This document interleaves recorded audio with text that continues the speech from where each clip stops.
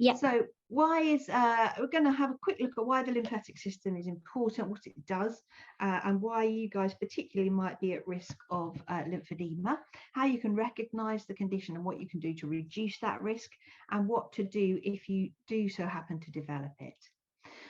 So we all have heard about veins and arteries, but there's also a really important third system in our bodies, which are called the lymphatic system. And if you can see in the pictures here, actually, it's far more prevalent. It's all over our bodies. That's inside and outside. And it actually is part of our immune system. So it removes bacteria, waste products, mutant cells, and things like that from around the tissues, and also is really important in keeping the fluid balance of your body in the right condition. Now, it's important when you have cancer because of the role in the immune system. So we have clusters of lymph nodes all over our body. You might have also heard them called glands. So you know, when you get a sore throat, sometimes you get a soreness under your ears or under your neck here. If guys get mumps, quite often their testicles will swell. And we've all got these clusters of lymph nodes around our body, and the particular clusters that are involved when you have endometrial or womb cancer are a cluster each side of your pubic hair, so in the very place where your legs meet your body, and also behind your uterus, so an internal set behind your womb. And quite often when you have your surgery, so at the time when you're having your elective surgery, your surgeon will take a sample of those nodes to see whether those the immune system that those nodes have created have caught any cancer cells. Because if they've caught some cancer cells, so if there's cancer cells in those nodes, then that signifies to them that the cancer has tried to spread or has already spread, and it's important that they know that to plan your treatment. It used to be that they didn't realize what the lymphatic system did and how important it was. So every woman with breast cancer would have all the lymph nodes removed from under their arms. Every person who had prostate cancer would have the nodes removed. Ladies who had womb cancers or other gynae cancers would have all the nodes taken away. And then surprise, surprise, everyone was getting lymphedema and they wondered why. So eventually all the fluid is gathered together, all that stuff, and it's dumped back into our bodies just here by our collarbones here, goes back into the blood system, and then you can pee out the fluid that you don't need. So when something happens to that lymphedema system, it's like a circular balanced system, and when something happens to it, what can happen is that the accumulation of protein-rich fluid can happen in the tissues. So the lymphatic system loses the ability, or has never had the ability, to reabsorb that fluid and that protein, and it just builds up, and it builds up in particular areas of the body where the nodes have been damaged. So in the case of endometrial cancer, that tends to be below your belly button, in the legs, sometimes in the labia. There is a different kind of lymphedema called primary lymphedema. The symptoms are the same, but the causative agent is the same. So primary lymphedema is when people have never had a working lymphatic system. It's a genetic condition. We most often see it with children. And then there's what's called secondary lymphedema, which is what you are at risk of, or some of you might already have developed. And that's caused when you previously had a really good lymphatic system, everything was fine, and then something happened to damage it. And in you guys' cases, that would have been the treatment for your cancer. So it's not the cancer itself that damages it, it's the treatment. So I'd love to be able to say to you, send me a list of 10 answers and I'll be able to tell you what your risk is for developing lymphedema. But unfortunately, we simply don't know why some men and women get lymphedema and some don't. So some breast cancer patients will have all their nodes removed from under their arms and will never get a swollen arm. Another lady might have one sentinel node removed and gets lymphedema. The same as with womb cancer. Some of you might have been fortunate enough to only have had to have sentinel node biopsies, so they've only just taken 1 or 2 nodes away and developed lymphedema. Others of you might have had the whole gamut. You might have had lymph node removal both sides. You might have had radiotherapy, chemotherapy. You might have other risk factors, and you'll never get it. And they simply do not know why that's the case. So until they do, all we can do is give you the information we know and share the sort of averages. And again, with womb cancer, the treatment varies so much, it's actually quite difficult for me to say these are your percentage chances of developing the condition. So you'll see there on that slide that usually the researchers will tell you there's 1.2% between that and about 17.7%. So that's quite a wide range. But then on top of that, some studies have shown that up to 50% of women who undergo treatment for womb cancer will go on to develop the condition. And that's because the treatment varies so much. And a lot of that depends upon, as you've probably spoken about at other times, the staging and how they decide to treat it. So everyone always says, the question is, am I going to get it, Karen? Well, I can't tell you, unfortunately. I wish I could. But what we do know is there are some things that make it more likely for you to develop it. Some of those things you have no control over, and others you do have some control over. So you're not powerless. We would never say you can prevent yourself getting lymphedema, but you can reduce your own personal risks. But please remember that because we don't truly know why some get it and some don't, if it does happen, it's unlikely to be caused by anything you've done. So please don't blame yourself for getting it. Please don't feel badly and wish, if I hadn't done this, if I hadn't done that. And certainly always remember that you survived a cancer journey, and that is a huge achievement. And if you're left with some side effects, then they can be managed. And that's what organizations such as Peaches and ourselves are here to help you with.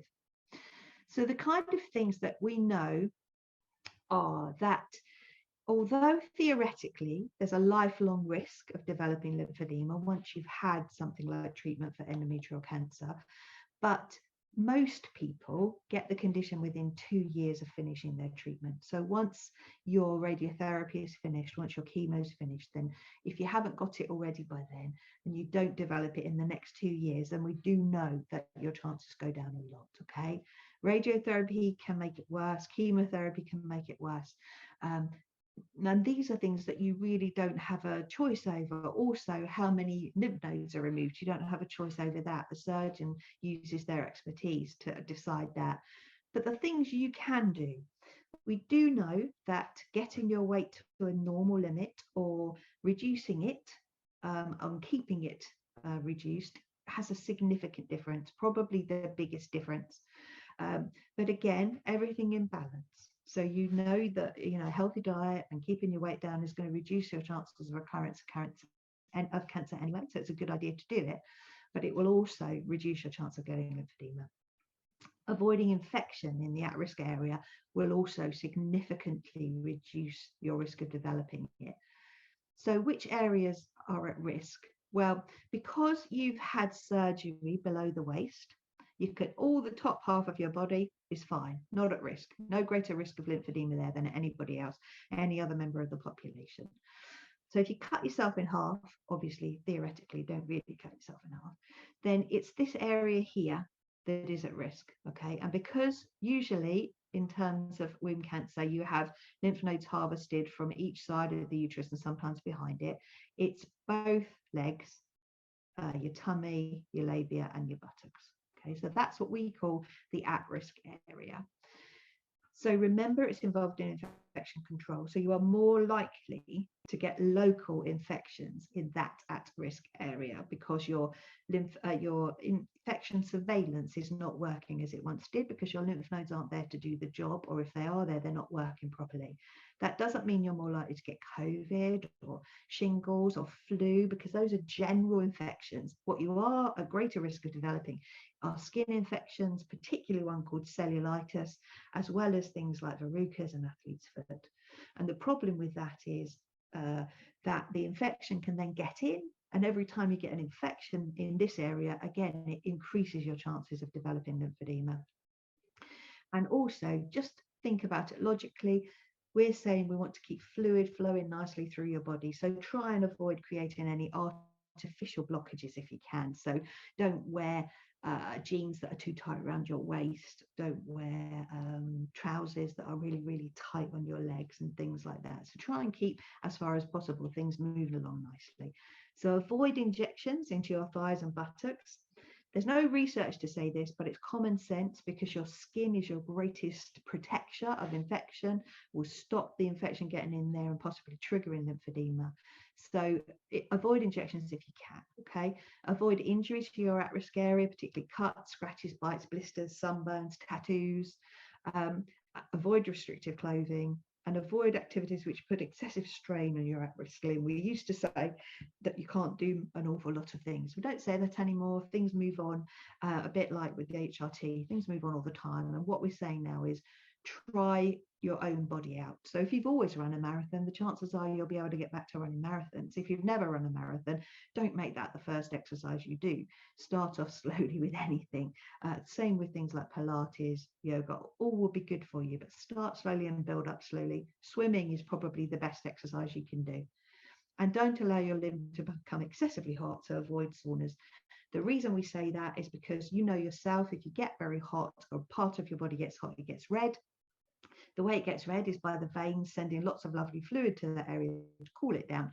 And you might well have problems if that fluid reaches that limb of getting the fluid back where it belongs. So keep your skin well moisturized, check it for injury, use insect repellent, sun cream. I'll put gloves there. I don't know. You don't need to wear gloves. You need to wear shoes and electric shavers. If you're going to shave your leg, follow a balanced diet, keep your weight within normal limits, and use your limb normally, and try and take gentle, regular exercise. Look out for things like your clothes or your shoes feeling tighter than normal. People describe early lymphedema, even before the swelling happens, as the limb feeling heavy. So a little bit like you've been on your feet all day Christmas shopping, but it happens all the time. That kind of real, oh, I just want to put my feet up. And you might also notice some swelling, which is there at the end of the day, but is gone in the morning. Those are all signs that your lymphatic system might be struggling a bit. So if you notice those symptoms, or if you have established swelling, then if you're still in touch with your cancer nurse, then that's probably your first port of call, because they will know if there's a local lymphedema service, and they'll be able to get you in quicker if you go through them. If you're no longer under the care of your cancer team, then your GP should be able to access these services for you. They are few and far between across the country, but they are there. So in the meantime, don't panic. Many people live very normal lives, okay? Don't go on the internet and look it up, because you'll see horrible, horrible pictures of people who've gone years without it being controlled, who have limbs that look like an elephant's leg, or they've got it for a different condition. So just if you want to look at websites, go to reputable ones, go to Peaches, go to ours, go to Cancer Research UK, okay? If you do get it, these are what they will advise you to do, and they'll find someone to help you to do that, okay? Compression is just trying to squeeze that fluid back in. Skincare is to stop the infections. Movement is to get things pumping. Weight management is just generally really good for you and very good for lymphedema, and a special form of massage which can help shift that fluid along. Compression is really tight, so just be careful, because they are a bit challenging to get on and off. There's other things coming up. So at the moment, we say lymphedema is incurable. It's a chronic condition, but there are things coming on every sort of month, week. We hear something new coming on the market or coming available on the NHS. So please don't lose hope and don't panic. Lots of useful links. I've shared these slides with Peaches so they can share them with you. But you can always just look us up, give us a ring. We have a helpline, we have a Facebook site, we have a YouTube channel, all the normal things you can expect. And we're there to help you. So please don't worry about getting in touch.